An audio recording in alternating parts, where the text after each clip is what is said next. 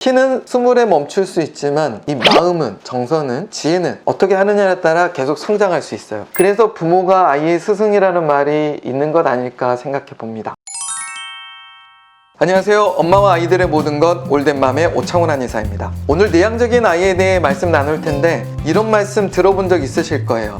애가 너무 내성적이라 다음에 커가지고 소극적일까봐 너무 걱정돼요. 점점점점 블라블라블라. 자, 이런 말씀을 듣고 한 번쯤 걱정한 분들 계실 텐데, 그래서 오늘은 담임쌤이 내 아이에 대해 이런 판단을 했을 때 어떻게 하면 좋을지 정리하는 시간을 마련했습니다.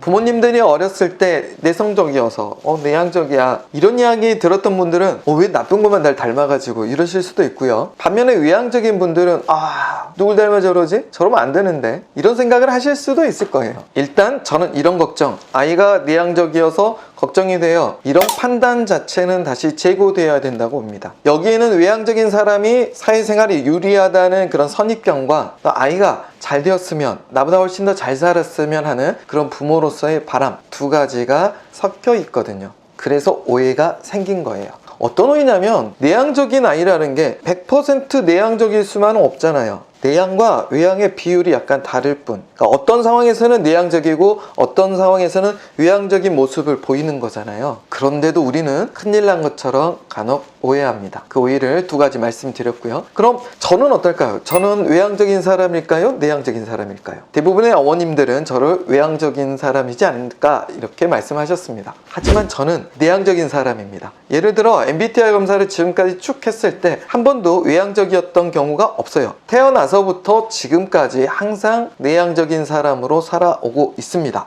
그러니까 어렸을 때 손님들이 집에 오셨을 때 옆에 앉아있으면 어른들끼리 이야기하는 거예요. 어제 어머님이 그러신 거죠. 아이가 너무 낯가리고 수줍어서 뭐 어쩌고 저쩌고. 그때를 되돌아보면 내가 뭔가 잘못하고 있나, 뭔가 바꿔야 되나 이런 생각을 했던 것도 같아요. 그런데 한편으로 매우 편안합니다. 질문에만 답하면 되거든요. 몇 살이니, 몇 학년이니, 뭐 공부는 잘해요, 이런 이야기들 거기 답하고 나면 편안하게 뭐 제할까 하고 간식 먹고 이렇게 있을 수 있어요.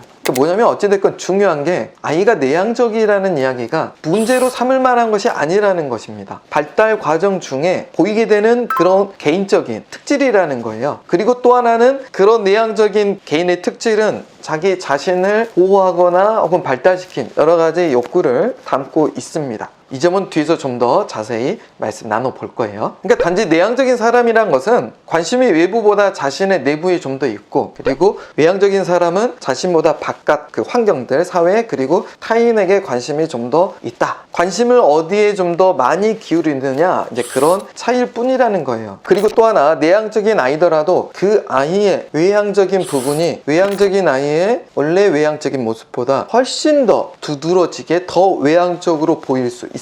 내향적인 아이니까 외향적인 면이 없을 거야, 잘 못할 거야, 이렇게 단정 지어서는 안 된다는 거예요. 이건 유형론으로 나눠서 생각할 때 꼭 기억하셔야 될 부분입니다. 자, 이렇게 우리가 외향과 내향에 대해서 다시 한번 점검해보고 주의할 점들을 살펴보았으니까 선생님이 말씀하셨던 그 상황을 다시 정리해보죠. 아이를 평가하지 않고 관찰해보자는 거예요. 내향적이라 걱정이 되어 이 선생님의 평가를 발표를 시켰는데 하지 않았어요 라는 관찰의 상황으로 바꿔보는 겁니다. 그러면 어머님들이 그때 발표하지 않았던 당시에 그 아이의 심정에 귀 기울여볼 기회가 생겨요. 오늘 연습할 건 아이가 어떤 마음에서 발표하지 않았는지 그 심정을 한번 짐작해보는 연습을 해보는 겁니다. 짐작이에요. 그건 답이 아닙니다. 답은 아이에게만 있어요. 문득 생각해보면 세 가지 정도가 떠오르는데, 첫 번째는 답을 잘 못하겠다. 좀 더 들여다보면 그 문제에 대한 답을 할 그 지식들, 정보들이 좀 부족한데 난 틀린 이야기를 하고 싶지 않아, 이런 마음일 수도 있어요. 그리고 두 번째는 내 의견을 말하기 싫다. 이제 정보가 아니라 의견을 말하는 상황일 수 있죠. 그러니까 반대 의견이 갈려졌을 때 내가 굳이 반대 의견을 이야기하고 상대편과 부딪히고 싶지 않다, 이런 마음을 가져서 발표하지 않았을 수 있어요. 그리고 세 번째, 그냥 싫다. 굳이 나서서 발표해서 내게 뭐가 득이 된다고 그냥 피곤해, 난 조용히 살래, 이런 마음일 수도 있어요. 첫 번째 답을 한 아이 같은 경우는 정확성이 그 아이에겐 중요할 수 있어요. 활발한 모습보다는 정확하고 전문성을 추구하는 그런 일을 하거나 그런 사람으로 성장하고 싶은 욕구가 있을 수 있다는 거죠. 그러니까 스티브 잡스처럼 앞에 나서서 프레젠테이션 하는 건 못하더라도 아이폰을 실제로 개발하고 만드는 사람 쪽에 가까운 성향일 수 있다는 거죠. 그리고 두 번째 같은 경우는 인간관계에서 조화 그리고 평화가 중요한 아이일 수 있어요.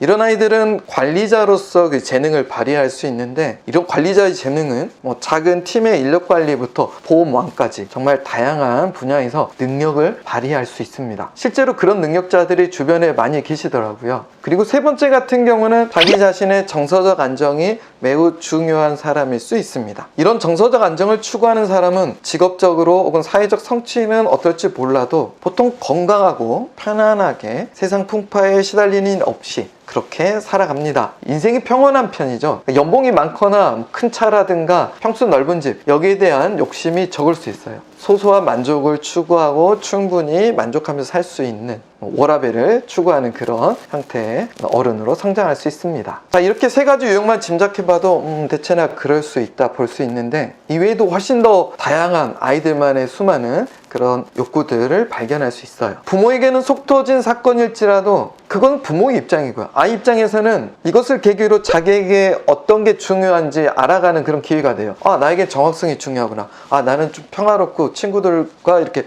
조화로운 거, 그런 관계를 중요하게 생각하는 사람이구나. 그런 발견이 이 아이의 앞으로 삶의 원동력이 돼요. 이게 바로 여러분 자녀의 강점인 거예요. 자, 강점 이야기가 나왔으니 한 가지 짚고 넘어가죠. 강점을 키우는 것과 약점을 보완하는 것, 둘 중에 뭐가 더 중요할까요? 순서, 성장 과정 중에는 무엇이 더 중요할까? 강점을 키우는 게 먼저입니다. 그렇다고 강점만 키우자는 게 아니에요. 적어도 성장하고 배우는 과정 중에는 강점이 먼저 우선순위에 있다. 이 강점을 더욱 키우는 그런 경험들, 그게 무척 중요한데, 그런 과정 중에는 작은 실수들이 따르게 마련입니다. 오늘처럼 아이가 발표를 하지 않는다거나 발표하기 머뭇거린 이런 상황들 말이죠. 실패라면, 그런 실패 경험이라면 이렇게 작은 실패와 이걸 극복하는 작은 성공들, 그런 과정들 중에 이 아이가 성장하고 발달해 가고 있는 거예요.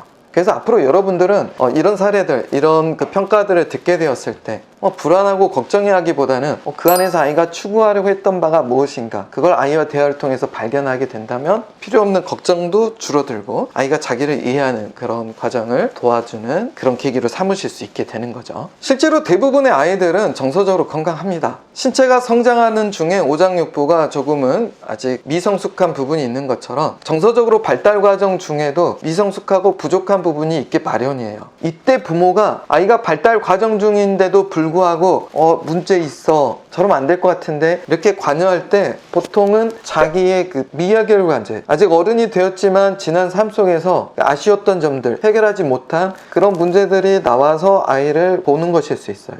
내 문제를 자꾸 아이에게 투사한다고요. 이게 더 나쁜 교육이에요. 그러니까 부모가 그래서 내가 아쉬웠던 부분을 아이가 극복하도록 원하는 답을 정해놓은 상태에서 푸시하는 거, 그건 좋은 교육이 아니에요. 그리고 절대 잘 이루어지지 않습니다. 원했던 그런 모습으로 오히려 아이의 성장을 방해할 수 있다고요. 이 점을 또 하나 꼭 기억해 주세요. 하지만 너무 부모님 자신을 자책하실 필요는 없어요. 왜냐면 저도 그렇고 모든 어른들, 부모님들 완벽한 존재가 아니에요. 나이가 50이 되고 60이 되고 70이 되어도 계속 성장 중이라고요. 키는 20에 멈출 수 있지만 이 마음은, 정서는, 지혜는 어떻게 하느냐에 따라 계속 성장할 수 있어요. 그러니까 지금 오늘 우리가 완벽해야 된다 이런 생각 버리고 이렇게 아이의 그 일을 통해서, 이런 에피소드를 통해서 나의 성장을 추구할 수 있는 그런 계기가 되었으면 좋겠다는 것이고요. 오늘 내향형 아이에 대한 그 에피소드를 꺼내면서 부모님이나 선생님들이 나의 문제를 아이에게 투사하고 있진 않은지 다시 한번 점검해보자, 돌아보자는 말씀을 이제 드렸던 것이고요. 이것을 오성애나 부성애 그런 마음으로 희석시켜 버리면 안 돼요. 분명하게 들여다 보셔야 됩니다. 왜냐면 우리 대부분 다 그러고 있거든요. 안 그런 척 하는 게 그게 위선이에요. 오히려 이런 계기를 통해서 우리가 좀 더 성숙한 어른이 되어가는 거죠. 그래서 부모가 아이의 스승이라는 말이 있는 것 아닐까 생각해 봅니다. 자, 오늘 이렇게 내향과 외향에 대한 그 단어의 오해에서 비롯된 그런 사례를 다뤄보았고요. 제가 아이들 성장치료 유형 중에 스트레스형이 있어요 이렇게 말씀드리는데, 이 아이의 스트레스를 다루기 전에 우리 부모님, 어머님들의 그 스트레스도 좀 다룰 수 있는 그런 시간이 먼저 필요하다 생각했었어요. 그러니까 엄마가 이미 스트레스 힘들어하는데, 마음이 힘든데 아이의 마음은 편하게 그렇게 해주기 상당히 어렵거든요. 그래서 오늘 이런 내용들 한번 준비해 보았고요. 오늘 이야기가 좀 도움이 되셨다면 좋아요도 한번 눌러주시고 구독, 알람 설정 해두시면 다음 시간에도 업로드된 영상을 보실 수 있을 거예요. 다음 시간은 좀 더 우리 어머님들 그 긴장, 불안을 다루는 연습들 마련해서 찾아뵙도록 하고요. 끝까지 시청해주신 여러분들 감사드립니다. 그럼 다음 시간에 찾아뵐게요. 안녕히 계세요.